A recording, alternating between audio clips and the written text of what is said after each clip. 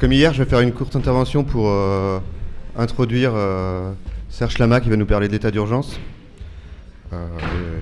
et plus précisément qui va nous faire une analyse juridique de l'état d'urgence.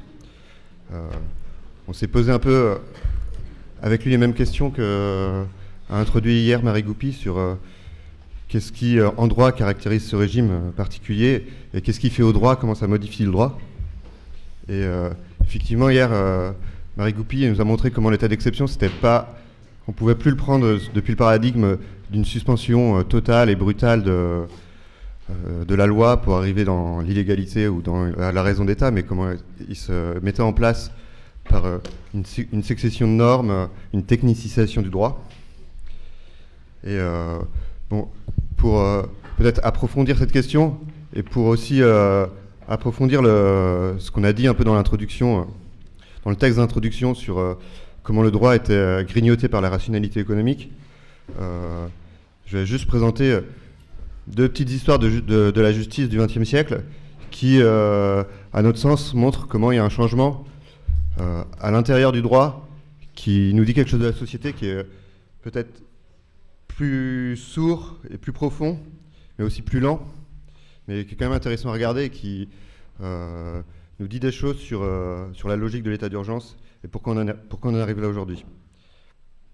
Ces deux mouvements, c'est celui qui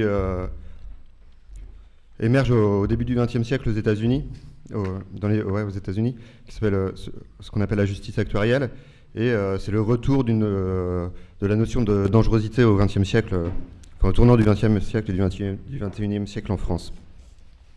Alors, la justice actuarielle, en version courte, c'est celle qui s'inspire des assurances.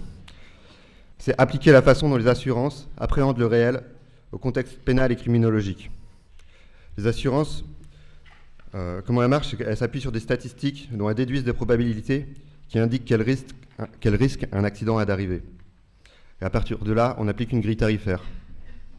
Si vous exercez un métier dangereux, par exemple, vous payerez plus cher votre assurance vie. Et du coup, la justice actuarielle, c'est prendre ces méthodes statistiques, probabilistes et prédictives au niveau des logiques pénales et criminologiques.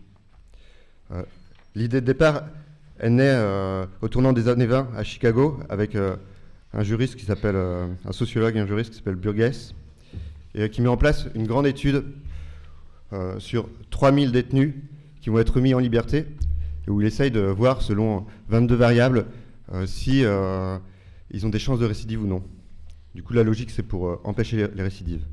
Du coup, dans ces variables, on retrouve des entrées qui comportent l'origine ethnique, la nationalité du père du détenu, le profil social, l'âge mental, le type de personnalité, ou le pronostic psychiatrique, les circonstances du délit ou les antécédents du prévenu. Puis il fait des tableaux comme ça, avec des grilles. On retrouve citoyen moyen, ivrogne, gangster, immigrant récent, garçon de ferme, égocentrique, socialement inadapté. Et du coup, il y a 30 ans comme ça de débats scientifiques dans les universités américaines. Et c'est qu'à partir des années 70 où ce fonctionnement se met vraiment en place à tous les niveaux de la justice. En 1970, il y a un outil fédéral, du coup transversal à tous les États, qui s'appelle le Silent Factor Score, le score de facteurs prépondérants, qui vient prévoir le taux de récidive en fonction des profils des détenus, et du coup qui indique s'il faut les remettre en liberté ou non. Ces outils sont utilisés même sur les jugements, ce qui peut paraître plus étonnant. Le 1er juillet 2001, il y a un programme qui est mis en place dans l'État de Virginie pour les délinquants sexuels, où les juges et les responsables des peines doivent remplir des grilles avec des cases vides, donnant un score qui va de 0 à 65. Et ce score indique si les personnes doivent être mises en détention, si on doit leur appliquer des allongements de peine ou la peine maximum. Et évidemment, parallèlement à ça, ces méthodes, se basant sur les statistiques, sont utilisées pour prévenir les crimes à l'avance. Dès les années 70, ces méthodes sont mises en place pour détecter les trafiquants de drogue dans les aéroports. Aujourd'hui, un algorithme existe pour détecter les fraudeurs, les potentiels fraudeurs fiscaux. Bon, voilà. Et ce qu'il faut remarquer, c'est qu'il y a 3 changements importants qui se mettent en place par cette justice actuarielle. Le premier concerne le but de l'action du droit, c'est-à-dire que l'acte délictuel est moins considéré comme un problème individuel à sanctionner, à réparer en visant la réhabilitation du délinquant, que comme un problème technique. Peu à peu, le crime se conçoit comme une probabilité statistique plutôt que comme une transgression, ce qui suppose qu'on peut le prévoir à l'avance. Le second changement, il tient au fait que la logique actuarielle, elle ne regarde plus les individus, mais qu'elle se base sur l'observation de groupes et de sous-groupes, qu'elle catégorise la population en sous-ensembles. Et à l'intérieur de ces catégories, on observe des facteurs à risque, on observe des facteurs qui établissent des profils à risque. C'est une logique de profilage qui établit le niveau de dangerosité d'un individu, qu'on peut enfin arrêter ou sanctionner. Et le troisième changement majeur, c'est qu'avec cette appréhension statistique du réel, on accepte vite qu'il y ait une idée de sélection qui peut se faire à l'intérieur de la population.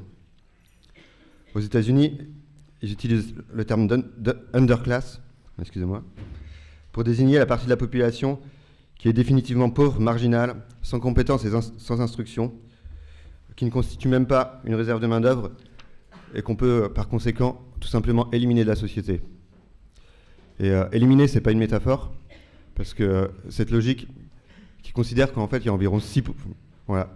La théorie, c'est qu'ils disent qu'il y a environ 6% de la population délinquante qui représente qui produit la majorité des délits, et que si on neutralise ces 6%, on a un bénéfice considérable sur le taux de délinquance globale.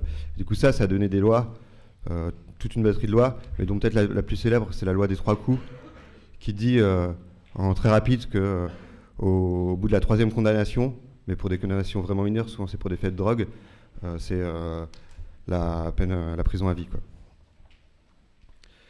Et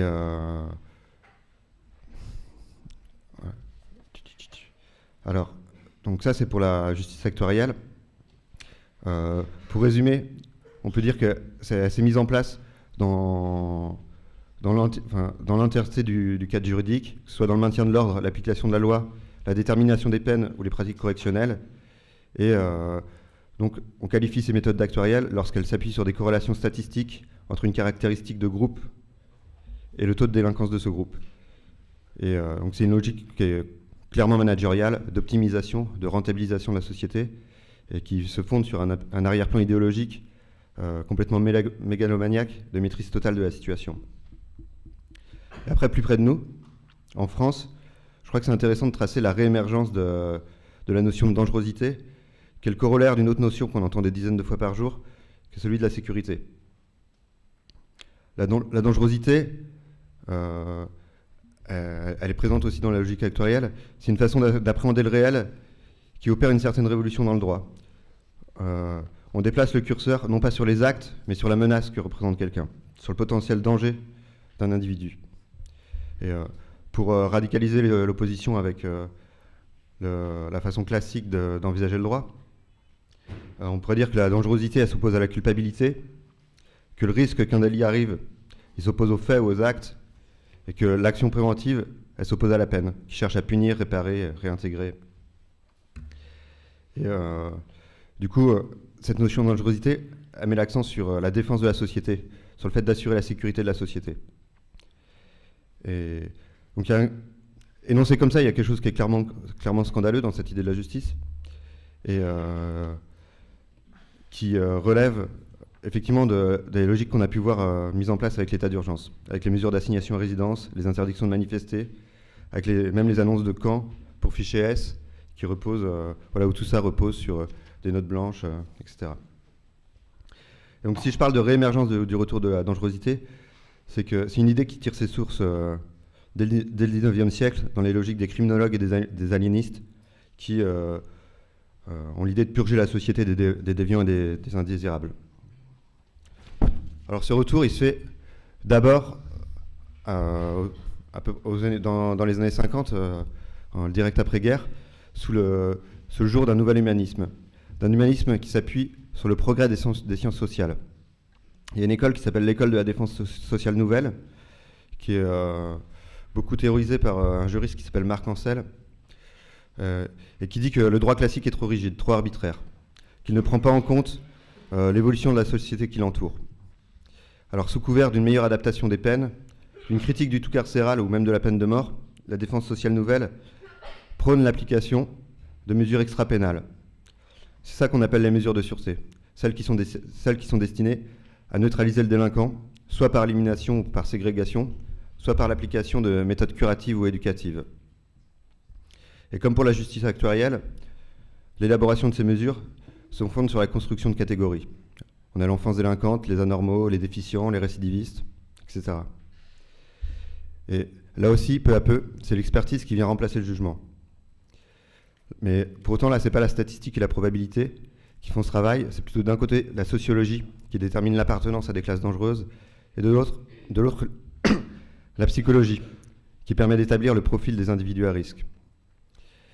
Et si les recommandations autour de la dangerosité de Marc Ancel et ses consorts optent en premier lieu pour une prise en charge médicale et psychiatrique ou éducative dont le but répressif est nié, on ne tardera pas à voir que ça peut mettre en place des peines préventives.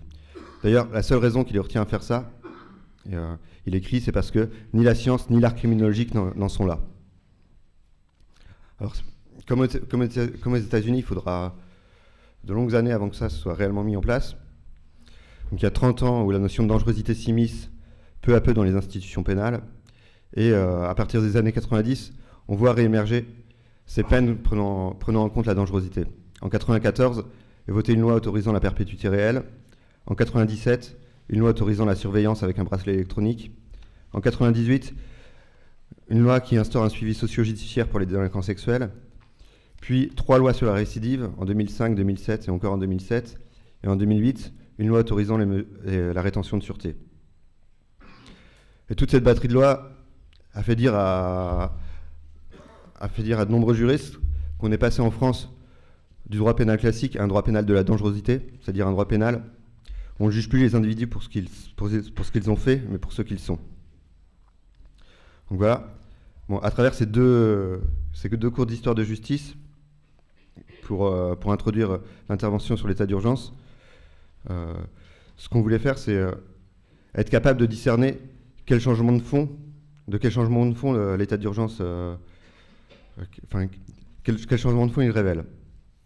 Et on a l'impression que dans ce mouvement de la justice, tout au long du XXe siècle, on retrouve certains fondamentaux de l'état d'urgence et qui se sont imposés petit à petit.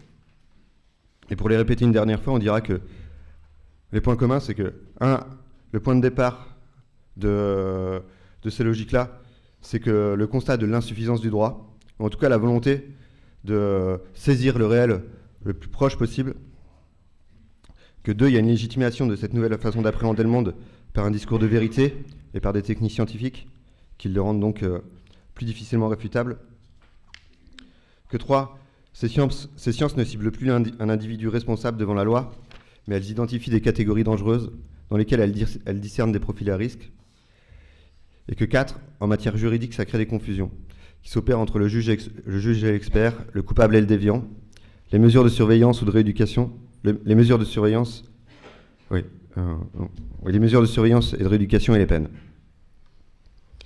Et que 5, ces dynamiques deviennent très vite prédictives.